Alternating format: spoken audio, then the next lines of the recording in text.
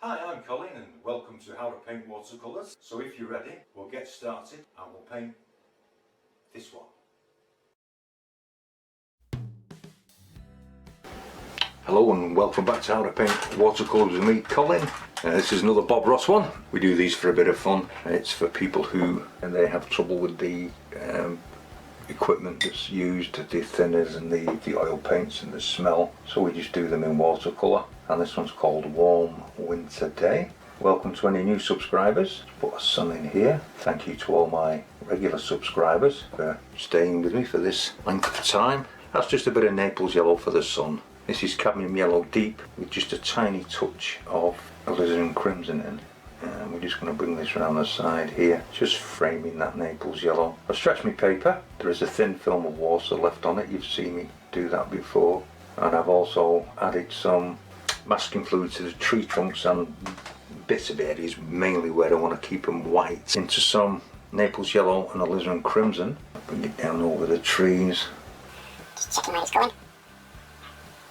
Remember, it will dry an awful lot lighter. And being as we rarely use white in a watercolour, we try and arrive at the colours that Bob's did by some other means if we can. Sometimes we have to use white though, and this might be one of those occasions.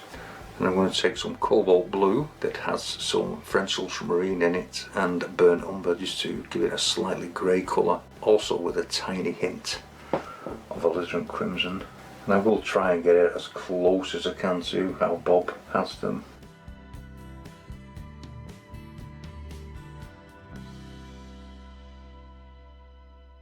Just dropping little hints of it, a little bit darker in the corner.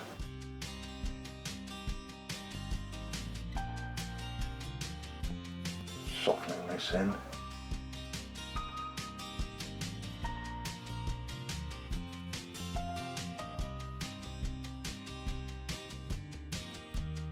Just needs a little bit pulling over here.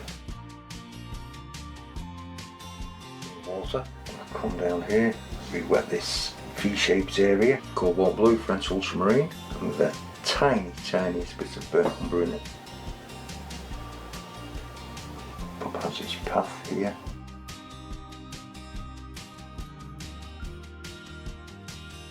If you're enjoying these videos, please click the like button and subscribe. It does actually help with the algorithm that YouTube run.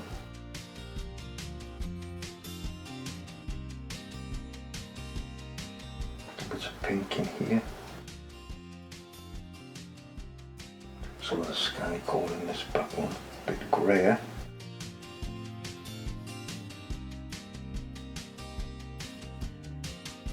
Just a hint of pink in that as well. Try not to get too much on the brush. Try it down here first.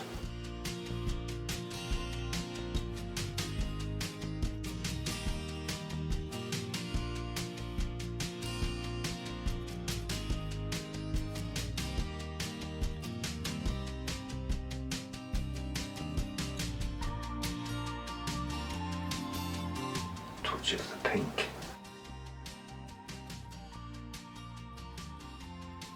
Washing it into the trees, touch of the grey as well. Ultramarine, cobalt blue with a touch of burnt umber. Just to help darken it, separate this out.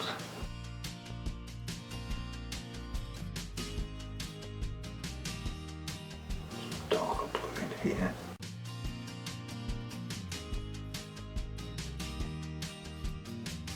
Taking a little out with the brush, and now we're just going to leave this to dry a second or two, and then we'll come back to it.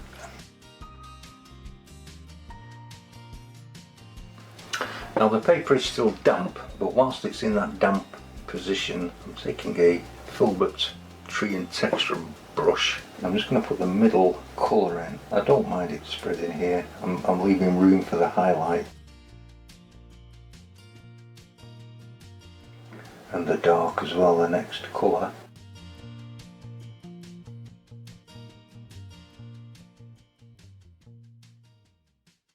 As Bob would say, think about the shape of your tree.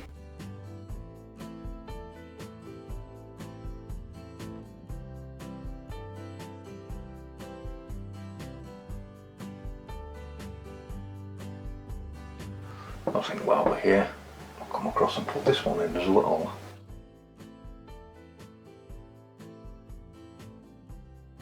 Going over the masking fluid.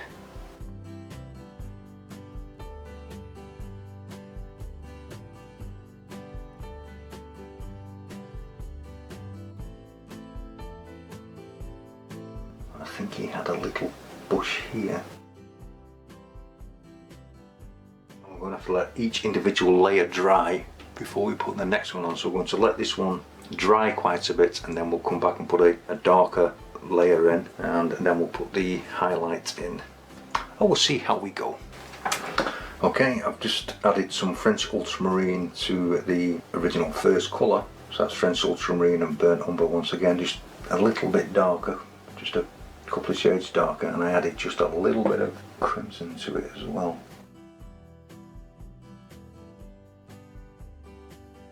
Tree and texture brush, once again.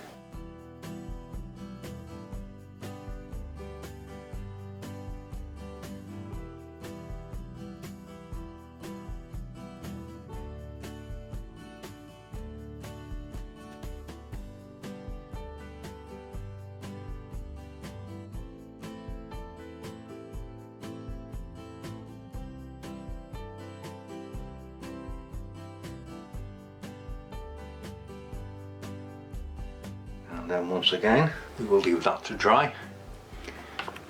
I'm just going to take some really thick yellow ochre and cadmium yellow deep. We'll just see if we can get some of this on, see what happens.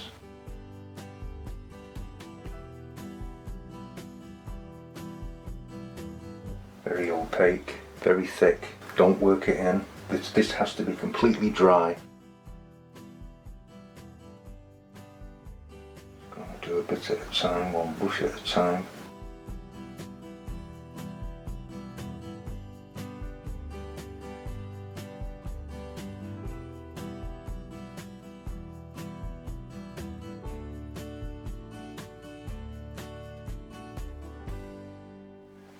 I can see there is spots of red in this as well. I'll take some Indian red, I think. Put it in there. Ah, that looks good.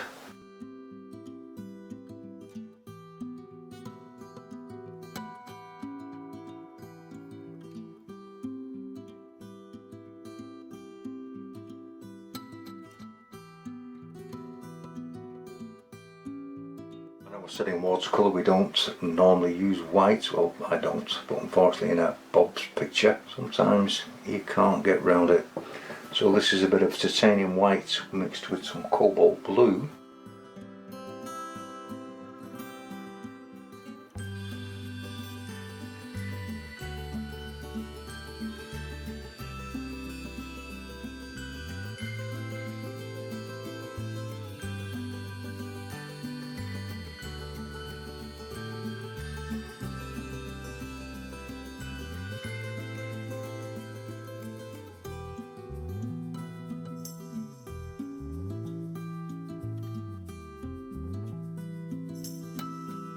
While we're here, I think we'll do this bush that's down here. It's very subtle.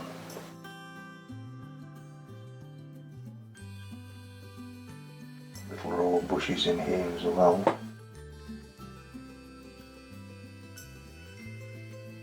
Just want to put a tiny hint of pink into this, titanium white and alizarin crimson.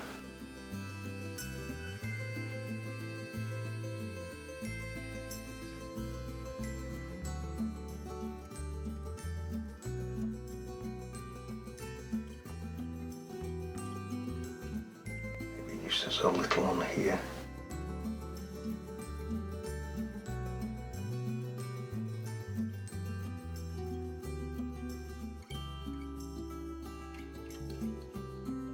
Now we'll let all this dry and then we can remove the masking fluid. Okay, I've removed the masking fluid. I think this part here needs deepening up, so we'll deepen this up before we go any further. So I'm just going to re-wet it. Take some of the cobalt blue, French ultramarine. There's a slight bit of white mixed in with that, but it's okay.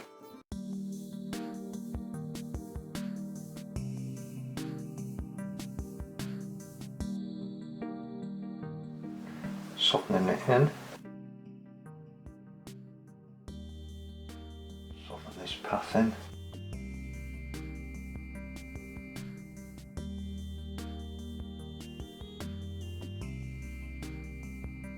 A bit more colour in there.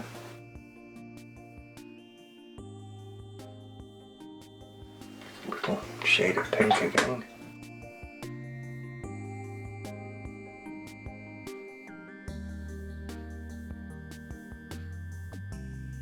Because it's in shadow, you take some of your sky colour, cobalt blue, French ultramarine, a little bit of burnt umber and alizarin crimson as it to it, just to grey it out.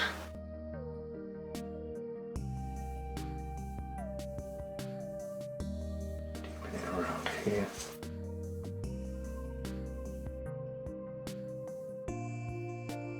Just softening it in.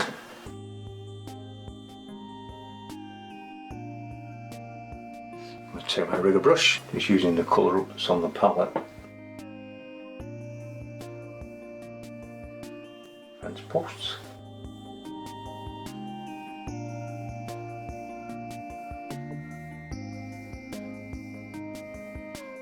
This is just a bit of French ultramarine and burnt umber. Just going to re-wet the top of Bob's cabin. Add a tiny bit of this blue. And maybe just a tiny bit of the grey, just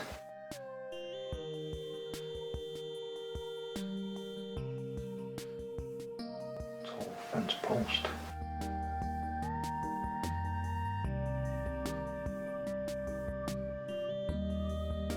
Going to do the cabin. I'm just going to use some of the colours up from what's left on the palette, really.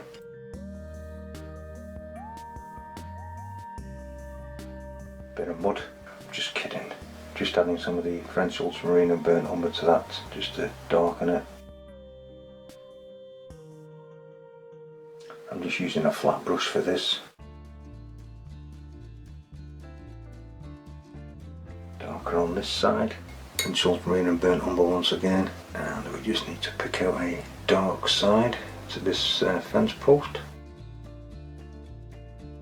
Just giving it some extra depth. Flat brush.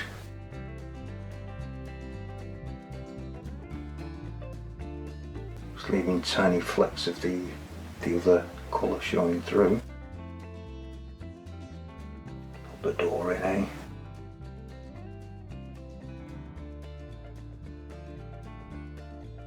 Just use the colours on your palette for this tree trunk.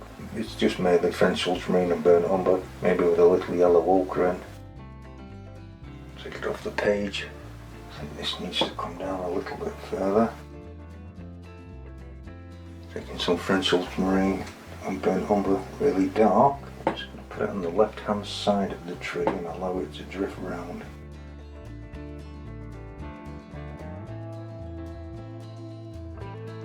Tree trunks and stuff to put in the back here.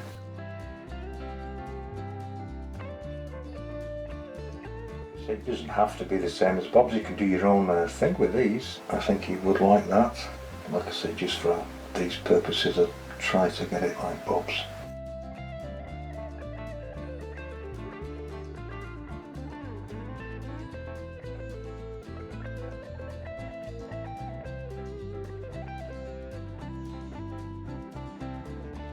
Nice and dark under the eave. Spots of blue in the window, colour on the door frame, taking some of any of this nice straw colour kind of thing.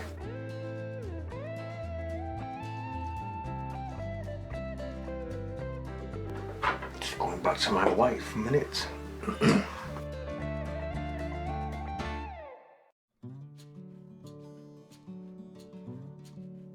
Tree trunks in here.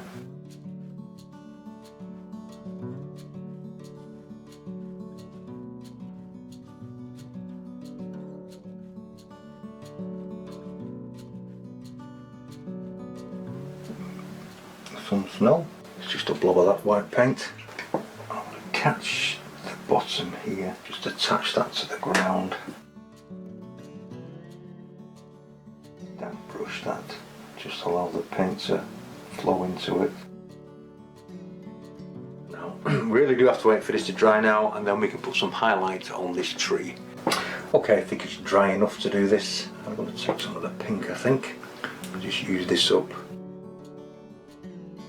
This is very thick now. These foots, as Bob would say.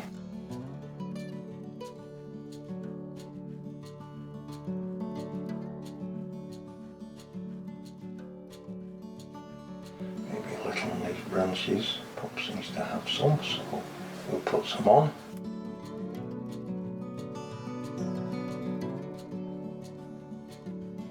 Taking a craft knife and just put some boards in.